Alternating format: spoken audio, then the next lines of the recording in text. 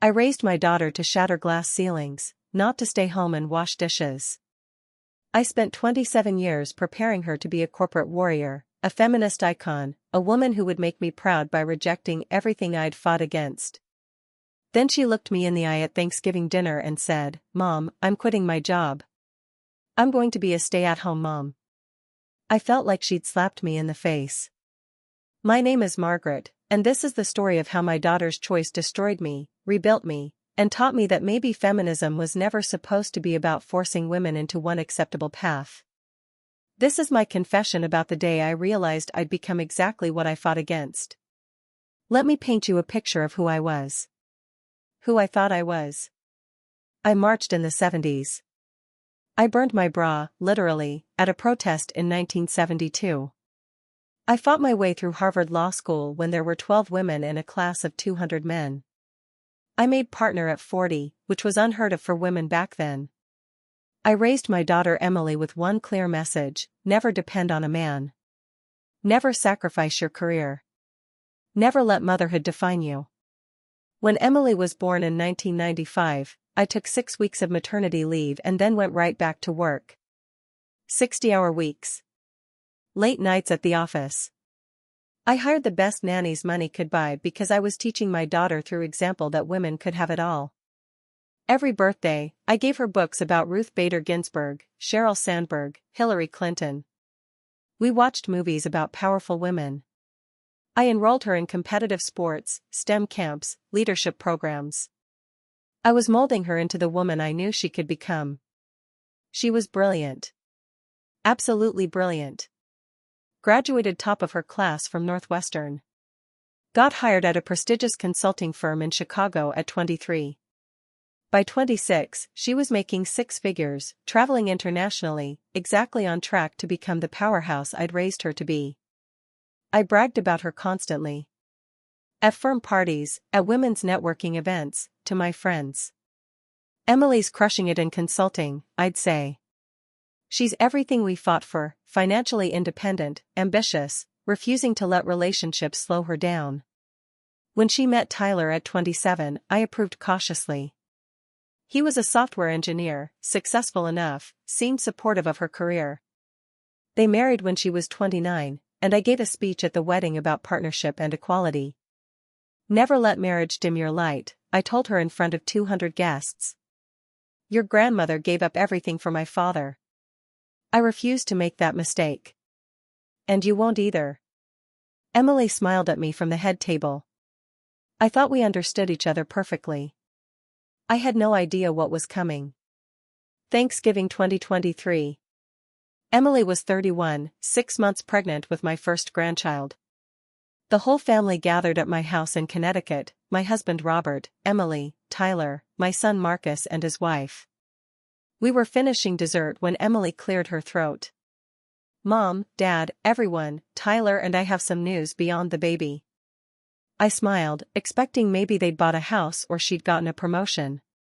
Partnership track at the firm, maybe. "I've decided to leave my job after the baby comes. I'm going to stay home full-time." The room went silent. I actually laughed, certain she was joking. "Very funny, honey. But seriously, how are you planning to handle maternity leave?" Emily's face was serious. "Mom, I'm not joking. I'm giving notice next month. I want to be home with my baby. With my babies, we want 3 or 4 kids." My fork clattered onto my plate. "Emily, you can't be serious. You've worked so hard. You're on partner track. You're throwing away everything you've built?" "I'm not throwing it away. I'm choosing something different." "Different?" My voice was rising, I couldn't help it. "Different? You're choosing dependence. You're choosing to set women back 50 years. Do you have any idea how many women fought so you could have a career?" Tyler put his hand on Emily's arm, but she shook it off. "Mom, this is my choice. Mine. Isn't that what feminism is supposed to be about? Feminism is about not being trapped in the home." I was standing now, everyone staring. "It's about economic independence and refusing to be some man's housewife." Margaret, Robert tried to calm me down. Don't, I snapped at him. Then back to Emily, I raised you better than this. I raised you to be strong, independent, to never need a man to support you. Emily's eyes filled with tears. And what if I want to be supported? What if I want to give this gift to my children that I never got, a mother who's actually present? That cut deep. She knew it would. Your nannies were excellent, I said coldly. You turned out fine. Did I, Mom? Did I really? Her voice broke. Do you know I don't remember a single school play you attended? Not one soccer game? I remember nannies putting me to bed every night while you worked late. Is that the childhood you want for your grandchild? I felt like she'd punched me. I was building a better world for you. So you could have opportunities one never had. And now I'm using those opportunities to make a different choice. Why can't you respect that? I couldn't answer. I just walked out of the room and locked myself in my study. Behind me, I heard Tyler comforting Emily while she cried. I didn't speak to Emily for 3 weeks after Thanksgiving. She'd call, I'd send it to voicemail. She'd text, I'd leave it on read. Robert tried to intervene. Margaret, she's your daughter. She's making a choice. You need to support her. Support her becoming a housewife? Support her wasting her education and her potential? Absolutely not. She's not wasting anything. She's choosing what makes her happy. She's been brainwashed by patriarchy and she's too naive to see it. I called my friends from law school, expecting solidarity. Surely they'd understand how devastating this was. My daughter's throwing her career away to be a stay-at-home mom, I told Linda over lunch. Can you believe it? Linda, who'd made partner at 60 and never had kids, set down her fork. Margaret, my biggest regret in life is that I don't have children. I chose career over family, and now I'm 70 and alone.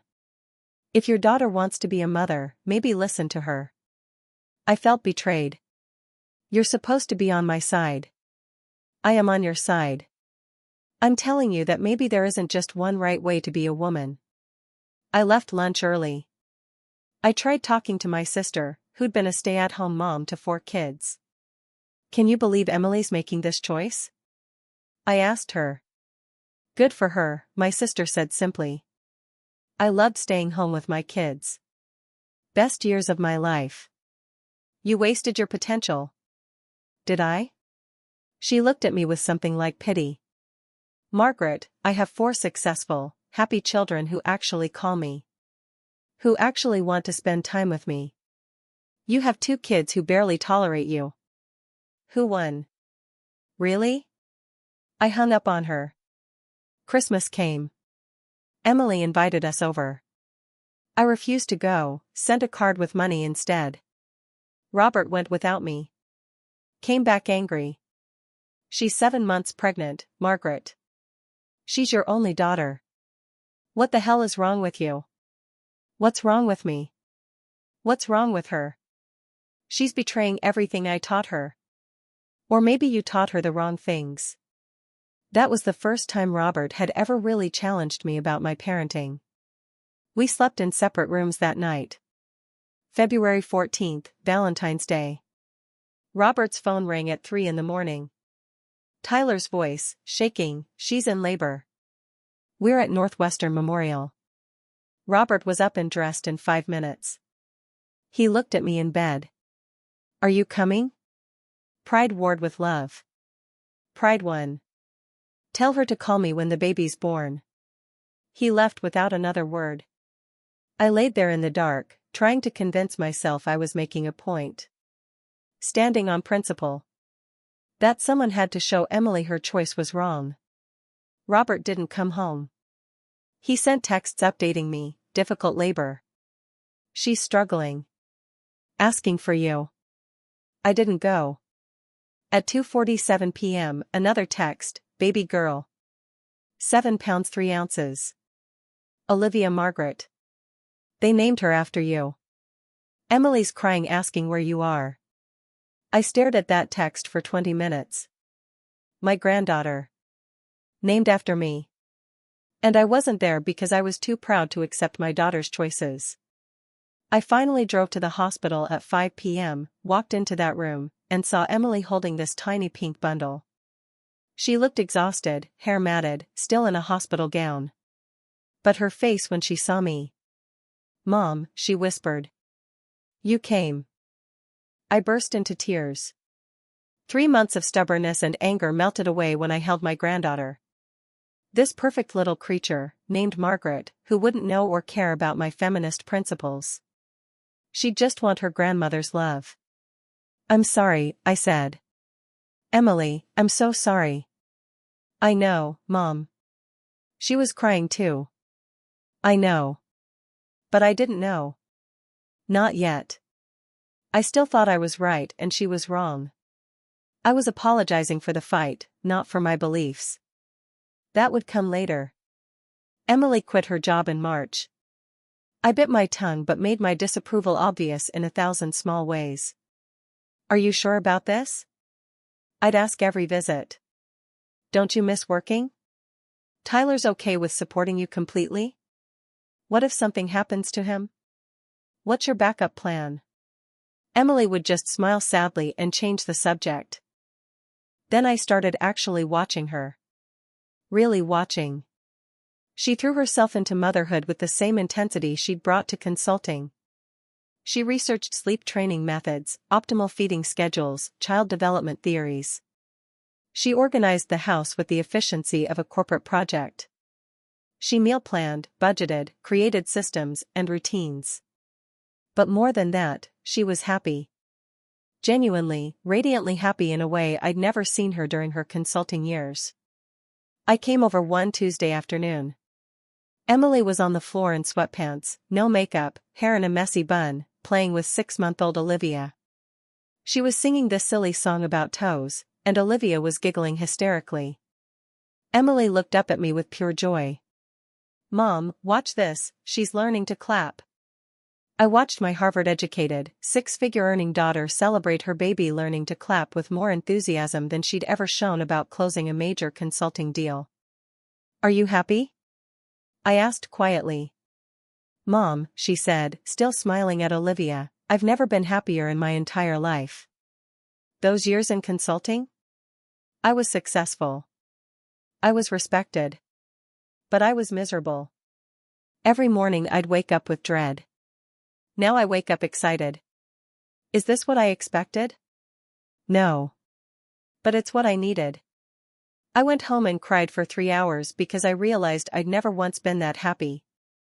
The real breaking point came at Emily's house one Sunday.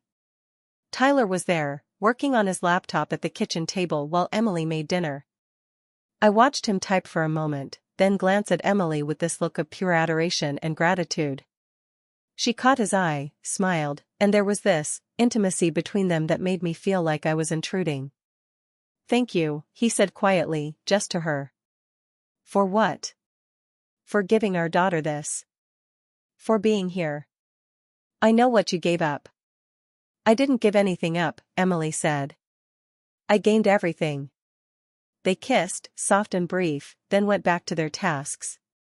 It was so simple, so ordinary. And so full of love. I thought about Robert and me. When was the last time we'd looked at each other like that?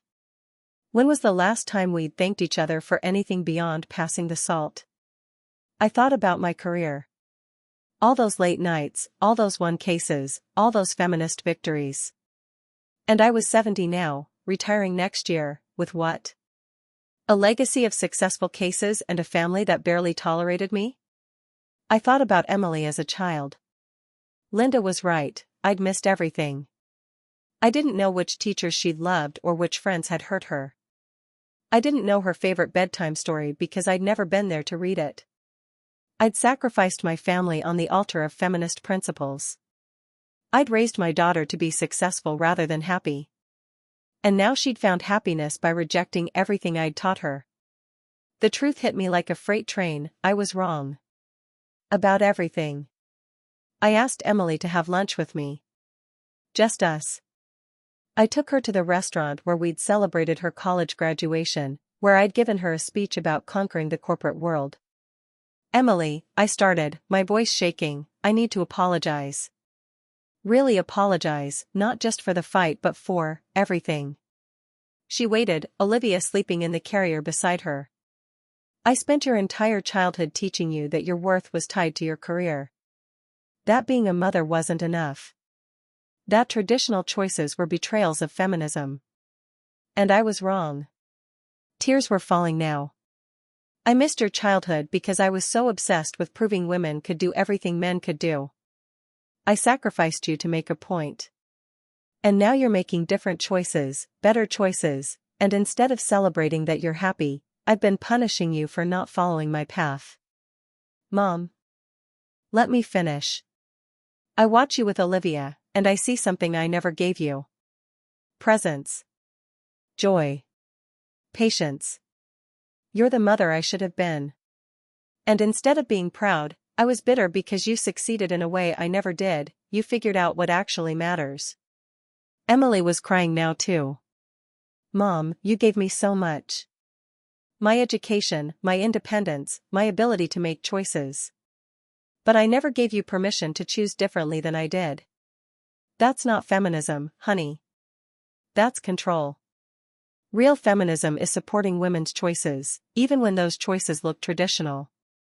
"I used to resent you," Emily admitted quietly. "For never being there. For always working.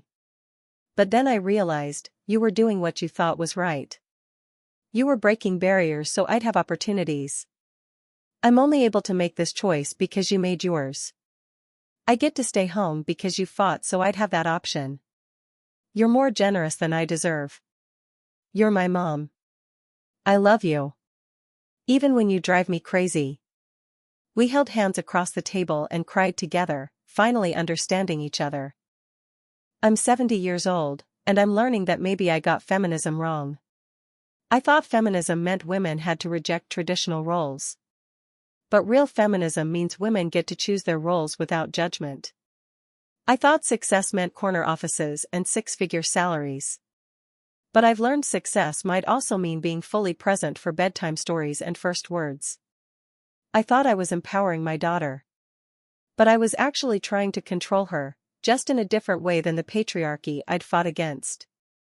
Emily's pregnant with her second child now. She's still planning to stay home. She might be home for the next 15 years, and you know what? I'm not just accepting it, I'm celebrating it. Because she's happy. Genuinely, deeply happy in a way I never was. I've started therapy, which is ironic at 70. I'm unpacking why I tied my entire identity to career success. Why I couldn't let my daughter make different choices. Why I thought there was only one right way to be a woman. Robert and I are working on our marriage too. 35 years of putting careers first left us as strangers living in the same house. We're learning to actually see each other again. And I'm building a real relationship with Emily. Not as the feminist mother judging her daughter's choices, but as one woman supporting another woman's path, even when that path looks nothing like mine.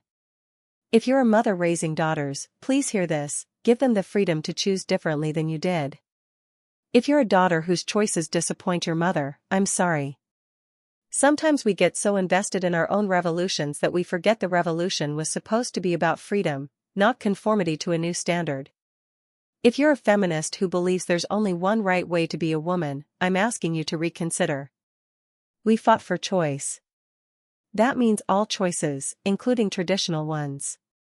Emily taught me that feminism isn't about rejecting domesticity, it's about having the power to choose it freely.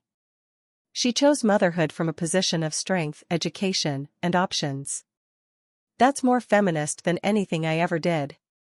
I spent 50 years fighting for women's rights. But I spent 27 years denying my daughter the right to choose her own happiness. The greatest gift you can give your daughter isn't a corner office or a six-figure salary. It's the freedom to define success on her own terms, whatever that looks like. I'm Margaret, and I'm learning, at 70 years old, that maybe good mothering is about supporting your daughter's dreams, not imposing your own. My granddaughter Olivia will grow up knowing her grandmother finally learned that lesson. even if it took me far too long. Have you struggled with family members who didn't support your choices? How did you handle it? Share your story in the comments, and subscribe for more honest conversations about family, feminism, and finding your own path.